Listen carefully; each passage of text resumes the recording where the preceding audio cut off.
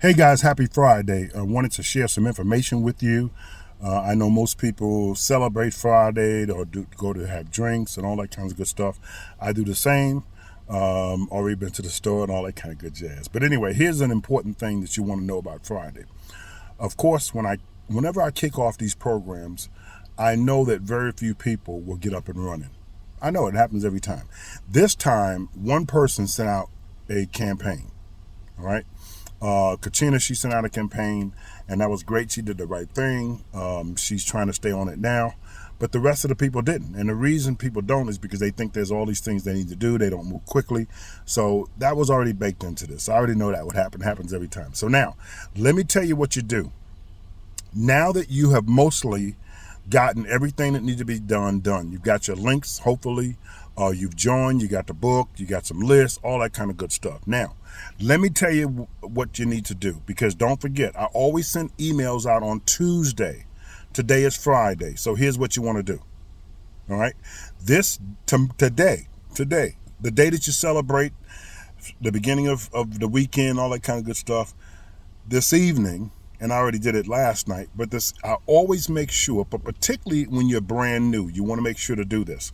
You're trying to get out 49 emails. I'm sorry, that you can put in 49 emails manually into your get response. So now, if you put in 49 emails tonight, which I will be doing, because there's an NBA play-in game tonight. I think the Pelicans and the Kings are playing tonight.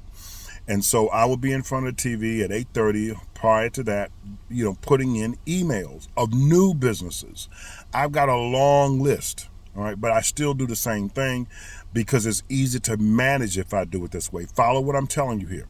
So if you go on Friday and you put in 49 emails today, if you do that on Friday, and then tomorrow morning, because you can only put in a maximum of 49 a day. And then I get up in the morning, I don't know what you'll do, but I usually get up early in the morning and I watch a movie or something before I really get going, and I put in 49 emails. I get up at like 7 o'clock in the morning, I put in 49 emails, and I'll get into a little bit more why I do that in a minute. And then on Sunday, I put in another 49. So that's Friday, Saturday, Sunday, Monday, and then Monday, I put in another 49 because I'm not going to send the emails until Tuesday morning.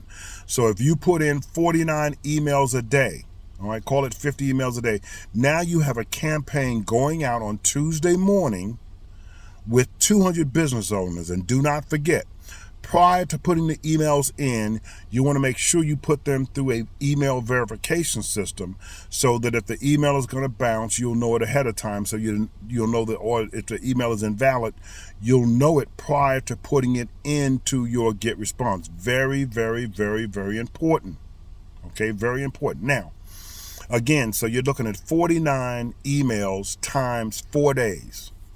That's just under 200 emails that you'll be sending. And then if you pick up another 49 or during the week, you see what I mean? And in a very short order, you'll have 500 emails. And that's how you get started. All right. Now, again, if you can, do it today. I did mine last night. I always do my Friday emails on Thursday night. But today is because I know I probably won't do them on Friday.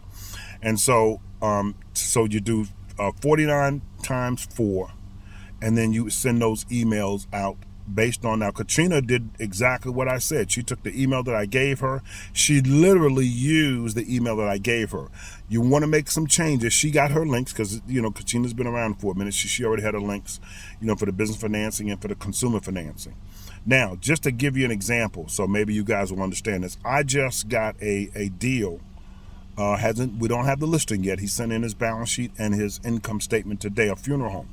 Now, this is a gentleman who I said he was on the board. He's not on the board. He used to be on the state board.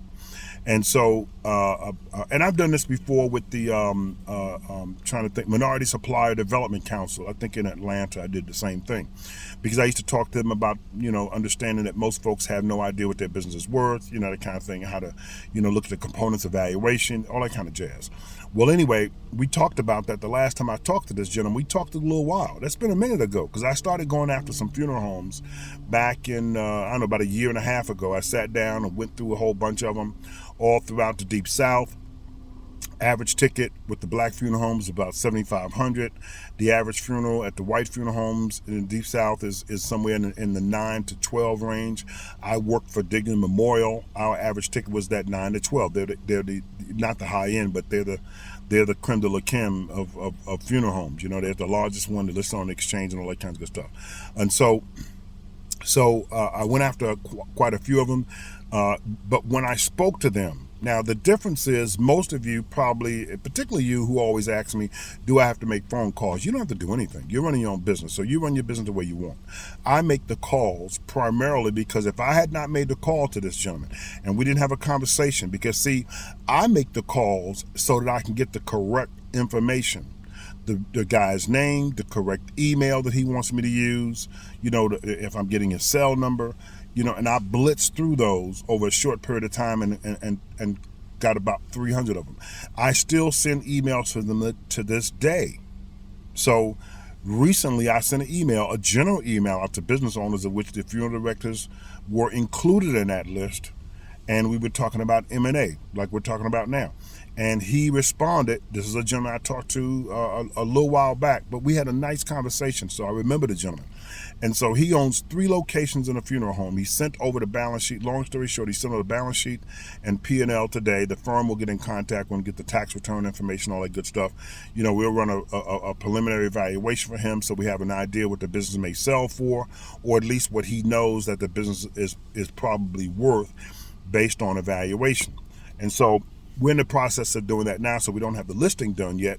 But if we go through that process and there's an agreement on the valuation number and the number that he is thinking, and it's his head that he thinks is worth, you know, because even though he's doing $6.2 million, I still don't know what the company's worth.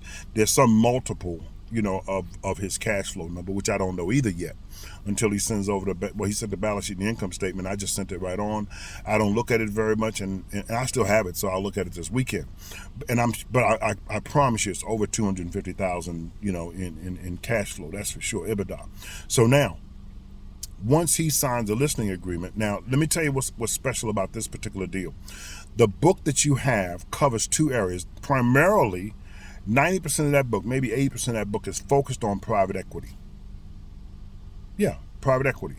Now, this is a deal that will be a combination of a private equity and a brokerage, because, you know, once you get over about $5 million in revenue, you could be a candidate for private equity. And I'm not going to get into this too deep, but the majority of your book is tied to dealing with private equity firms. Okay, there's a portion of the book that deals with what we do.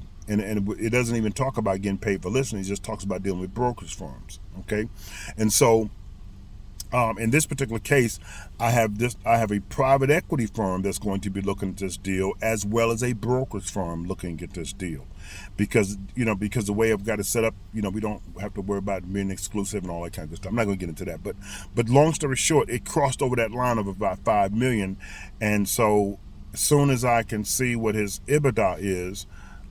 Then, and I sent it over to the firm already, but his EBITDA is going to determine whether or not I can actually look at it from the standpoint of a private equity, but, you know, not getting too deep.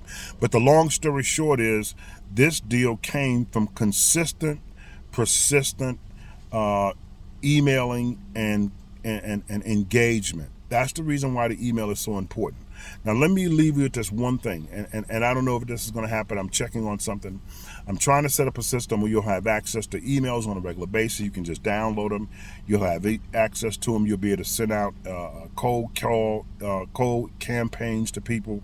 There'll be some other information that will really work real well for everybody, and I'm working on that now. And so this business is all about content, links, and channels. Content, links, and channels.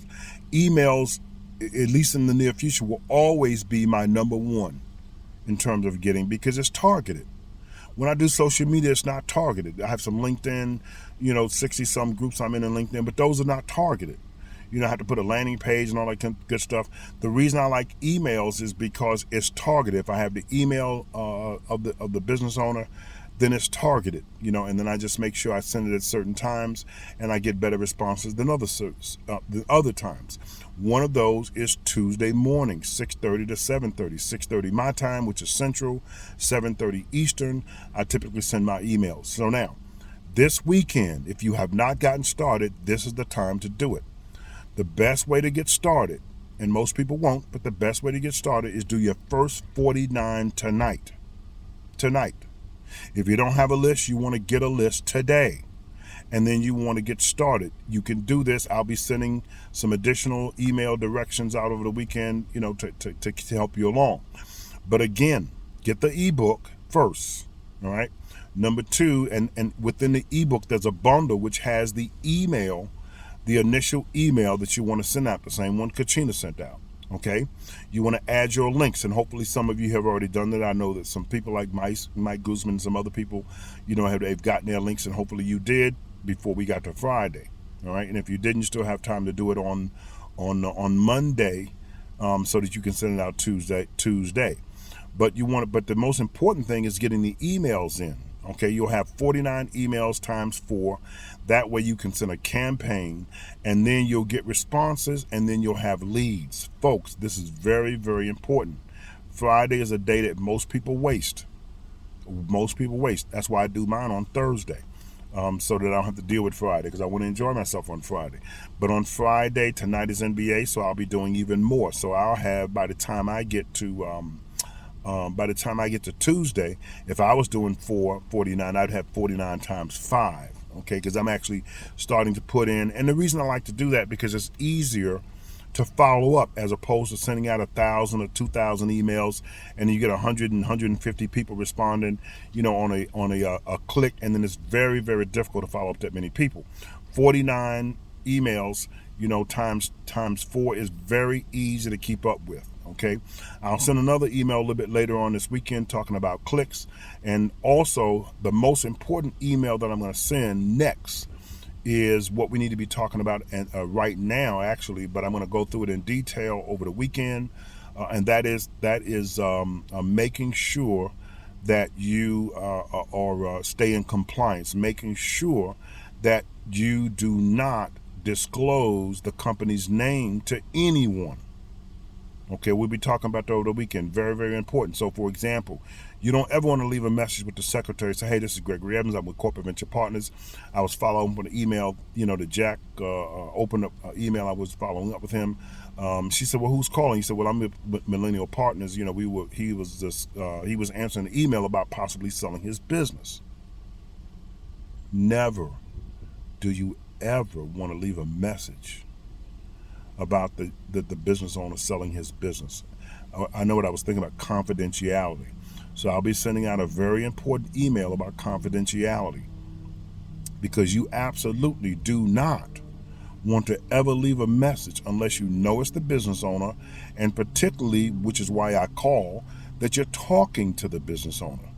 I typically do not leave a message, and I never leave a message for the secretary. I do leave email messages for the business owner, particularly when the business owner's name is on the voicemail.